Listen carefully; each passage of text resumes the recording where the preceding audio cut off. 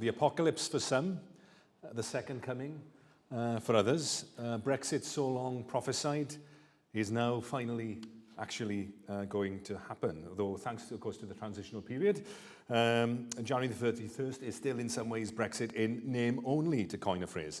The future after December, we still can only hazard a guess at. This speech, I should say, I hope I'm not disappointing anyone in the audience, is not a Damascene conversion to Euroscepticism.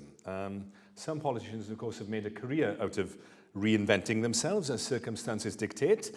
And you probably have to say that Boris Johnson's journey from Brussels bashing Daily Telegraph correspondent to Europhile London mayor to Brexiteer in chief is a masterclass in political expediency.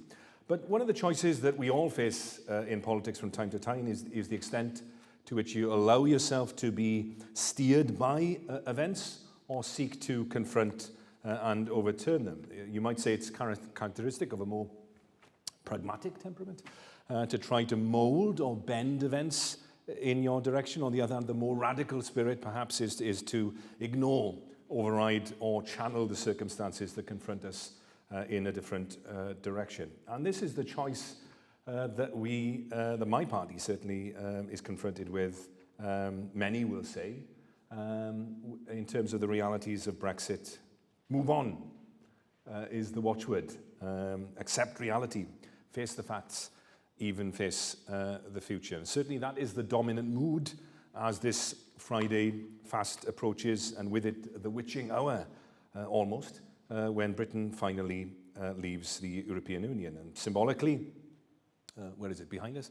At 11 p.m. they will lower the flag of the European Union, but defiantly raise a Ddraigoch in its place, making it 2 red dragons to 1 Union Jack, which, as football scores go, is not a bad one. Now, I've been a pro-European all my political life, and I can't change that. I've even got a degree in European Community Studies, as some ardent Brexiteers love to point out, as if this questioned my objectivity on the issue. When, after the miners' strike, we were struggling as a family, we got free meat and butter from the EU free food scheme in the 1980s, when the Westminster government literally couldn't care less. That's not an act of solidarity that I am able or willing to forget. I am a Welsh European, and I will be as long as I live. It's my identity, and it's not something I can easily renounce. And people that renounce everything they believed in the past, it seems to be often are renouncing their right to believe ever again in the future. I mean, it puts me in mind of a story that has often been told by one of our greatest living Welsh Europeans, Hywel Ceri-Jones, about the way in which the mood of the media shifted in France when Le Moniteur Universel, the Parisian newspaper, covered Napoleon's progress after he fled the Isle of Elba and marched on Paris in 1815. His journey was covered in a series of headlines, and I'll read them out together with the dates in which they were published. March the 9th, the beast has left its lair. March the 11th, the Corsican monster has set a foot on French soil. March the 19th, Bonaparte wants to conquer Paris, but he will not succeed. March the 20th, the emperor has already reached Fontainebleau. March the 21st, the liberator is pounding at the gates. March the 22nd, His Imperial and Royal Majesty yesterday evening arrived at the Tuileries amidst the joyful acclamations of his devoted and faithful subjects. This speech today is not a dramatic U-turn in that sense. It's not a tacit admission that we got it wrong, but it is a recognition that the battle over Brexit is over, and now we have to face the future together. Not all of us will leave us, but we are all leaving now. That's not a statement of belief. It's simply a statement of fact. The negative impact of Brexit writ large, whether it proves substantial or ephemeral, is now largely beyond our direct control. Whether we are prepared for the worst or hoping for the best, we are leaving the European Union, and also with it the single market and the customs union. That die is well and truly cast in the Royal Mint, of course. Economic forecasting, we used to say, had only one function: to make astrology seem respectable. But in the context of Brexit, and I can see there's some ministers of religion in the audience, the forecasts feel more like Old Testament prophecies. They vary in severity, but they are almost always bad. I hope it turns out to be more a case of Jonah than Jeremiah. The pouting prophet, Jonah, got his name because, unlike the latter, the weeping prophet, who the famously dour former Chancellor Prime Minister was compared to, the calamity he predicted never actually arrived. And if Brexit proves less worrisome than predicted, then I, for one, will not sulk but celebrate, because it's the poor that will suffer the most if the worst prognoses prove accurate. Of course, Brexit should not give Mr. Johnson carte blanche. In taking down the EU flag, we should not replace it with a white flag of surrender, to use language that will obviously resonate for the Prime Minister. Getting Brexit done should not be the pretext to getting devolution undone, which is why we in Wales, alongside the other devolved administrations, had no choice but to reject last week's legislative consent motion. That Celtic union will become politically as important in this new chapter as the European Union has been in the one now drawing to its close. To the farmer exposed by the uncertainty of future export markets, the Polish family running a small business, the Welsh women and men living, working and studying abroad, the apprentices working for Airbus and other companies in manufacturing, we will continue to fight for your future. We'll fight for a fair deal for Wales from Westminster so the Shared Prosperity Fund lives up to its name. We will demand that Wales' voice is heard in negotiations over trade agreements from the EU to the US. And we will want continued involvement for Wales in Erasmus, invented by Howell Carey-Jones, and other beneficial EU programs where third country participation is possible. In short, anything that is detrimental to Wales, we will oppose. And keeping this Conservative government honest will mean burning the midnight oil here, and where necessary, holding their feet to the fire. We can value what we had and what we are leaving behind. But we should not do that simply to mount some symbolic last stand, or else we will be fighting yesterday's battle and losing it again and again. We need to move from simply seeking to defend the status quo for Wales, economically and constitutionally, to a new strategy which seeks to move Wales forward as we navigate a new landscape. Seeming to defend the status quo was perhaps the weakest element in the Remain argument. After all, the state of Wales economically is not a particularly appealing one. As one voter in her 80s said to me in Ammanford, if Wales being in the EU was so great, why are all the shops boarded up now when they were bustling 50 years ago? Even though we differed about the economic effects of Wales leaving the EU, in a democracy, honest disagreement can often be a case of you tell me your truth and I'll tell you mine.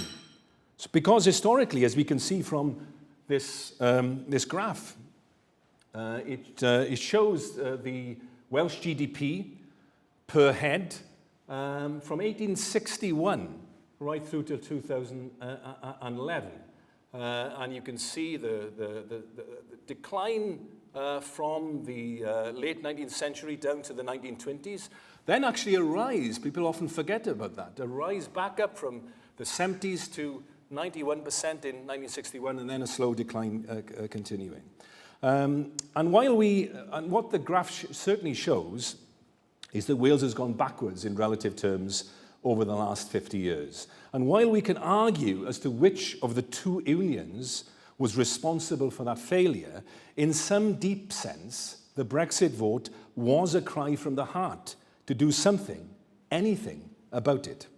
So it makes sense to try and minimize our losses from leaving the single market, of course. But we also have to move now into a new mindset that seeks out new opportunities as well. We have to ditch the old sense of resignation. You know, the argument, when England catches cold economically, Wales catches pneumonia. It's time instead to dose up on some economic vitamin C, injecting some old-fashioned Welsh hwyl into our new way of thinking. We need to move from the purely oppositional to the creatively propositional.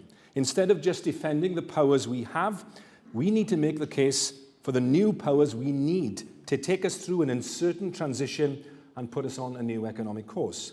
Moving, if you like, from power grab to power gain, from last stand to first step in a new 10-year economic strategy to take Wales from where we are now to where we need to be, raising Welsh income per head relative to the rest of the UK by 10 percentage points over the course of this new decade, the ultimate 10-point plan.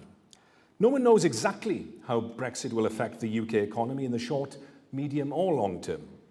But whether its effect proves positive or negative, if Wales is to close this long-standing prosperity gap, then it needs to be given new levers so that we can prize ourselves out of the economic rut we have been in for generations, minimizing the losses and maximizing the gains as best we can in our new situation. Northern Ireland will have its special status. The north of England will use its new political leverage to level itself up. Scotland will never be far from the forefront of minds as independence beckons. Wales, if it's to be more than just an adjunct to a great Western region, needs to put forward its own positive post-Brexit plan. It has to be alliterative, of course, being that we're Welsh, as a basis for a new Welsh deal. At the core of this needs to stand a vision of a supercharged Senedd, equipped anew to tackle and solve Wales' economic problems with a brand new toolbox of freedoms and flexibilities over tax, borrowing, lending and spending that flow from our leaving the single market. At a time of historically low interest rates, our development bank must be free to flex its lending muscles without the constraints of state aid rules. We could now be free to vary corporation tax, devolving the power not on the slightly straitjacketed Northern Irish model, but using the approach suggested originally in the Houghton Commission report, whereby Wales and other parts of the UK are allowed to lower their corporation tax in proportion to the extent to which their GDP per capita is below the UK average, and therefore avoiding the charge of this being a race to the bottom. Alternatively, Wales could be given a very specific power to try and boost economic activity, an initial startup rate of 5% in business tax terms over, say, 15 years to new companies establishing their headquarters here. The power to vary VAT at the sub-nation state level, not permissible within the European Union, but permissible now as we leave, would boost construction and tourism, while talk to devolve capital gains tax on property, the apprenticeship levy and air passenger duty to Wales should now move from theory to practice.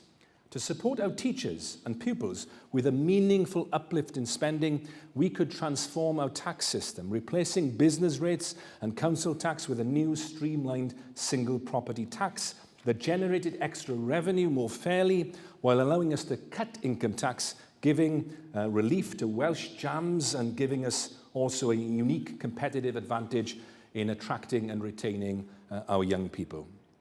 New procurement rules, if devolved, could allow sufficient flexibility for us in Wales to support our foundational economy, providing exemptions for contracts targeted at local SMEs and higher thresholds for Welsh public authorities under the WTO's government procurement agreement. We could create Welsh free ports at key ports and airports, and where land was available, the development of a wider special economic zone with simplified planning and tax and tariff-free manufacturing modelled on the Shannon experience in Ireland. A government-backed Made in Wales mark or brand and a publicly funded Buy Welsh programme, currently not permissible under EU rules, can become a reality.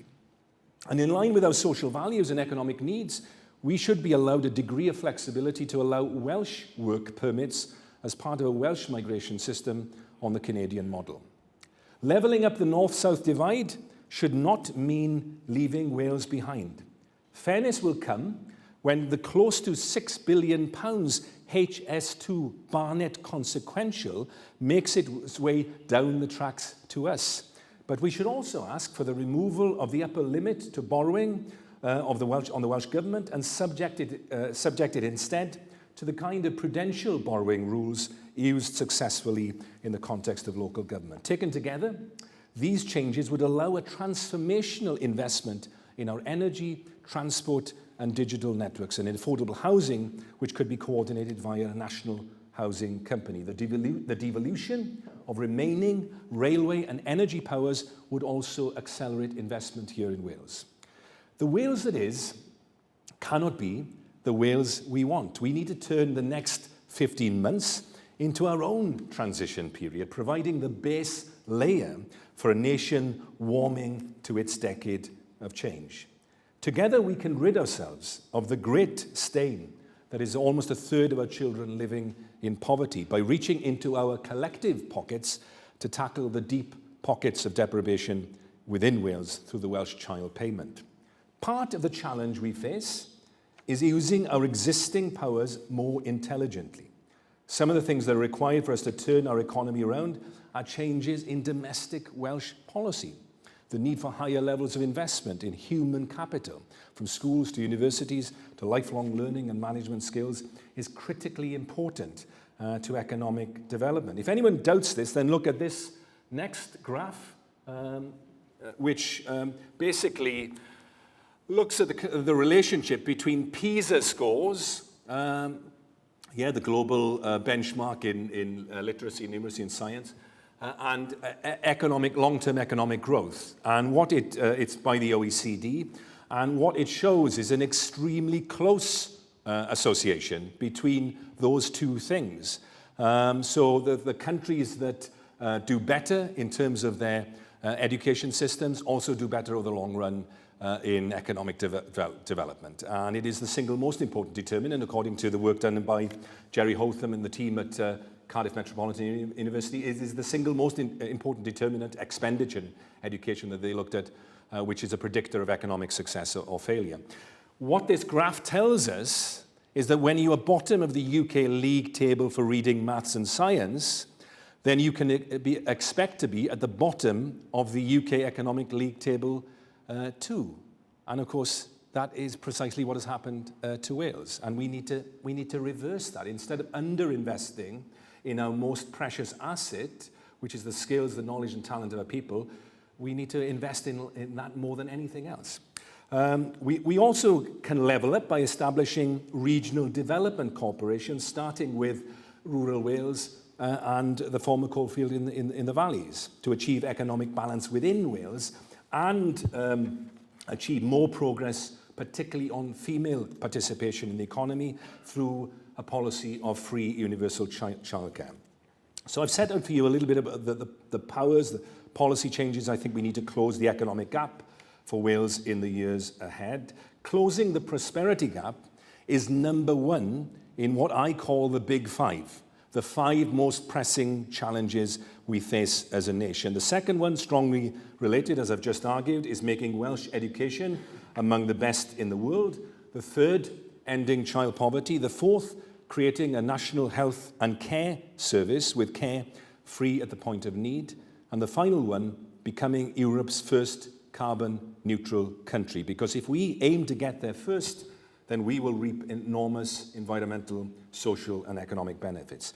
If we achieve these five in the coming decade, then we will not only have restored people's faith in politics and sustained their belief in the Senedd, but also crucially from our perspective, my perspective, began to build confidence in our capacity to be a success as an independent nation. This ambitious agenda for Wales will only work if we change not just the leadership, but also the culture and machinery of government, putting a new centre where the hole in the Parliament Welsh Government currently lies, as Jerry Hotham has described it. And maybe the first and highly visible change we can make will be moving the government, the Welsh Government, from the hermetically sealed 5th floor of T. Howell to this pier head building, if the Llywydd will allow me. This was originally meant to be the seat of government. The Kanzleramt, those of you who've been to Berlin, the Kanzleramt to our Bundestag.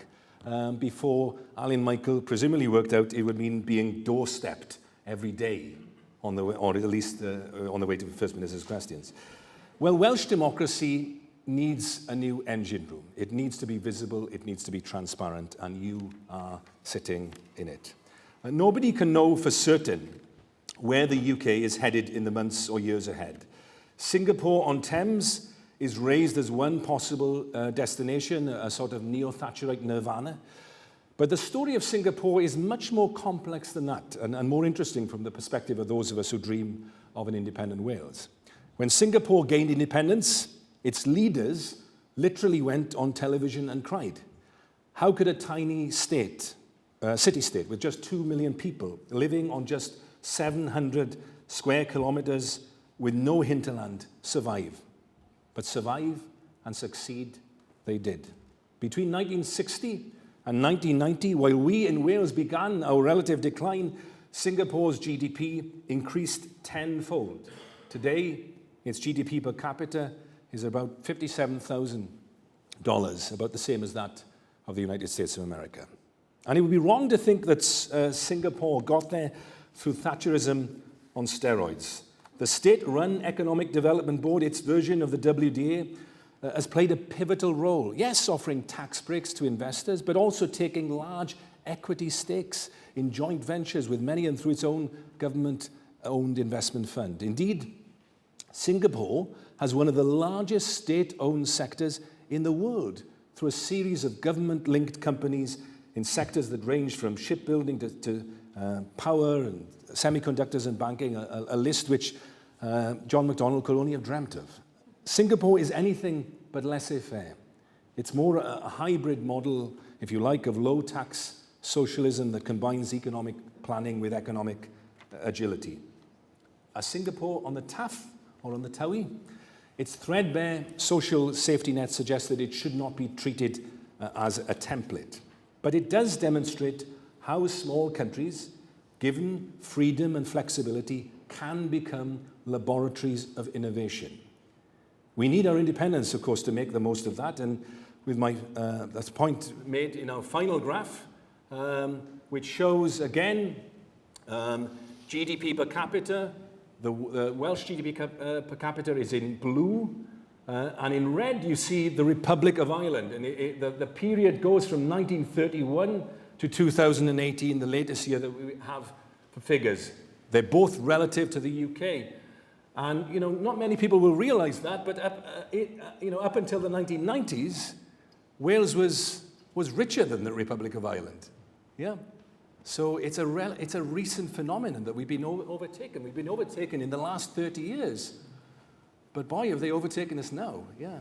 So they're now in the position where they are 2.5 times, using this measure, they're 2.5 times as rich as us, because they've shown that agility. They're an independent nation, of course, and they've used that in a very, very smart way. But I would say, in the sense, independent is as independent does. Even now, we can start to act with a greater independence of mind. This building and the one next to us were designed to look out to sea. In a world where all the fundamentals are changing, they can't continue, these buildings can't continue as what I've described previously, an oasis of stasis. But they can be a new haven of hope. They can be a beacon of light beyond Brexit. Thank you.